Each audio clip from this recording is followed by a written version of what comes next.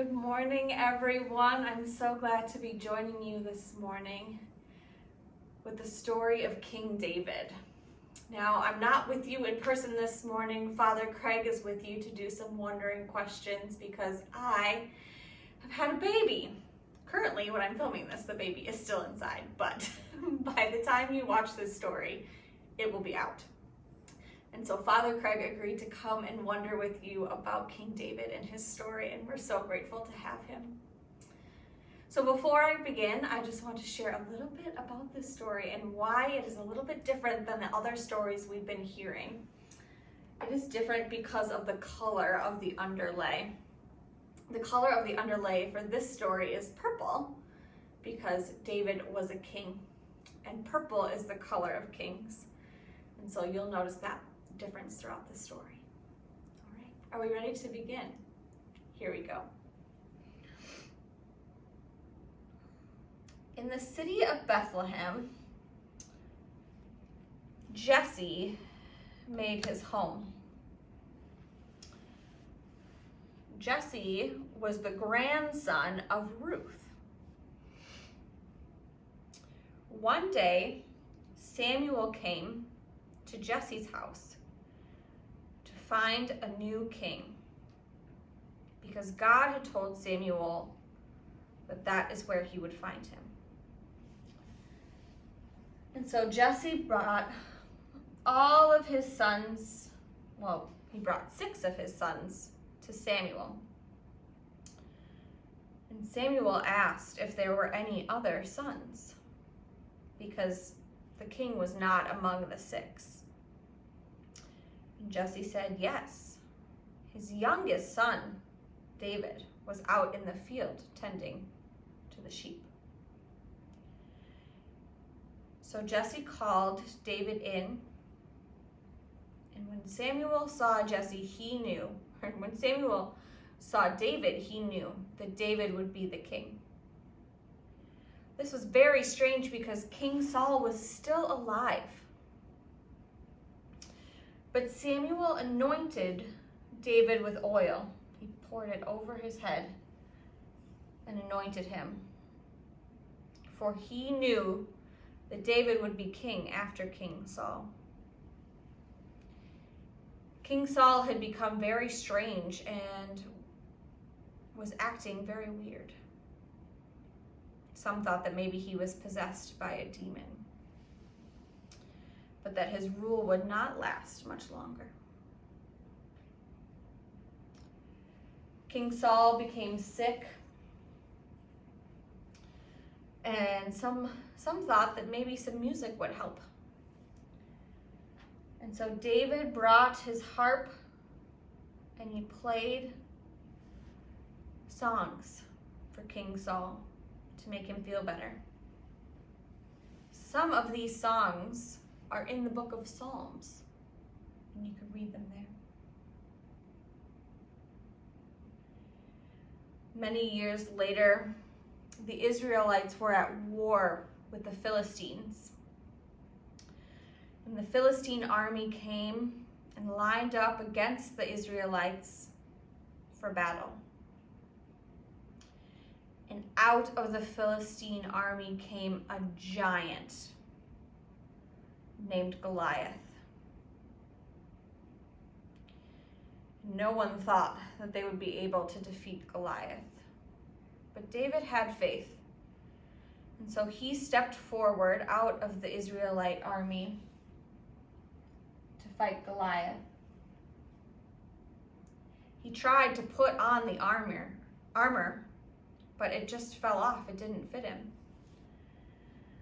And so instead, David took 5 smooth stones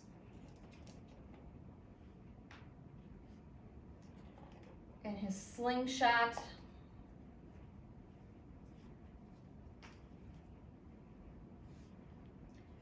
and his shepherd's crook out to fight Goliath. For David thought he had killed lions and bears protecting his sheep. Surely he could defeat Goliath. And he was right, he did. knocked him down. And the Israelites never forgot David's bravery. Now, King Saul had 2 sons. His one son was named Jonathan. And Jonathan and David were very good friends. Some might even say best friends. And Jonathan always stood up for David against his father, Saul. For Saul was jealous of David. Jonathan would say, "No, David is a good and wise and faithful man." But Saul continued to despise David and try to find ways to get rid of him. So Jonathan realized that the only way to keep David safe was to send him away, which meant the 2 friends would not be able to see each other anymore.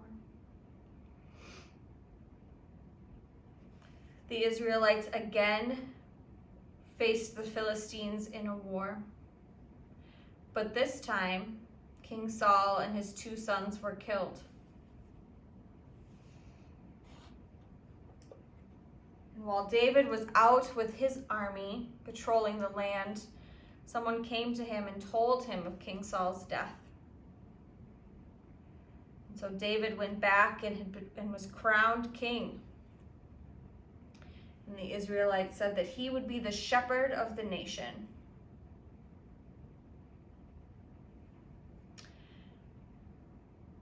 After David became king, he remembered that someone else was holding the land of Jerusalem. And so he took his army and they took Jerusalem back. So now there was the city of David of Bethlehem and Jerusalem. David also remembered that the Philistines had captured the Ark of the Covenant during the war. And so he went back and he got it from the Philistines. And David danced in front of the Ark as they put it back in the tent like they had done in the desert while they were wandering. And David wanted to build a great temple to house the Ark. But God told him no. He would be the king of war, and his son, Solomon, would be the one to build the temple for the Ark.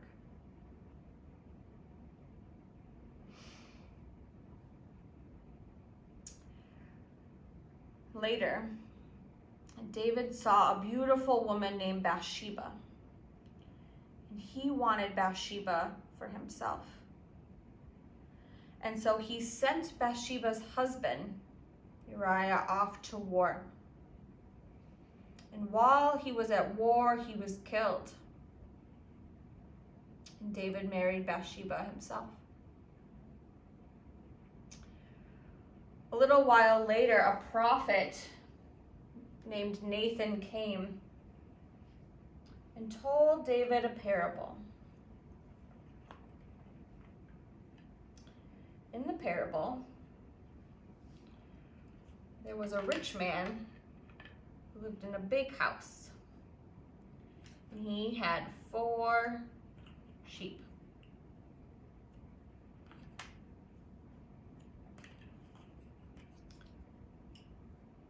And there was a poor man in the same town that just had 1 sheep.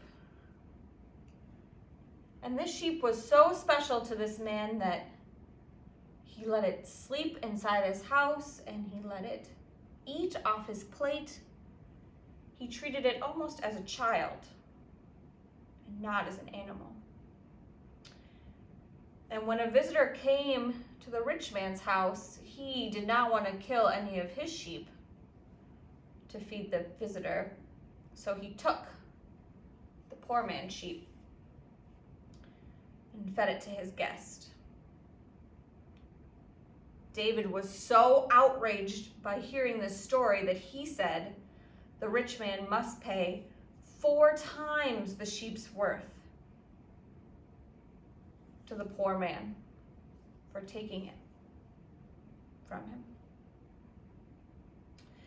Nathan turned to King David and said, "You are the rich man.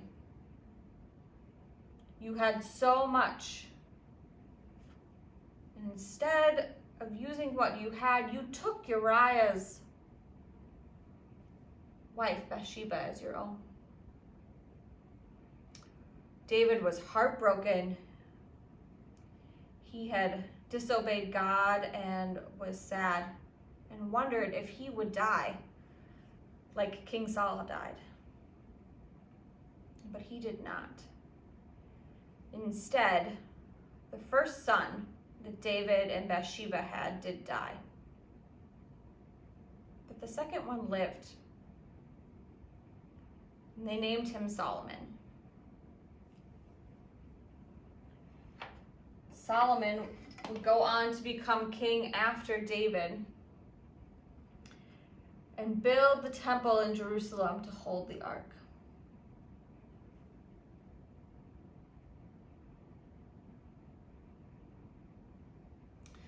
That is the end of our story for this morning.